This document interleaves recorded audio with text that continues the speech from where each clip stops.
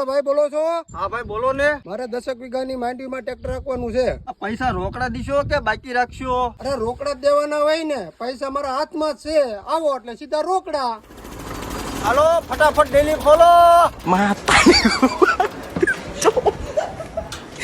Tractor વાળા ભાઈ બોલો.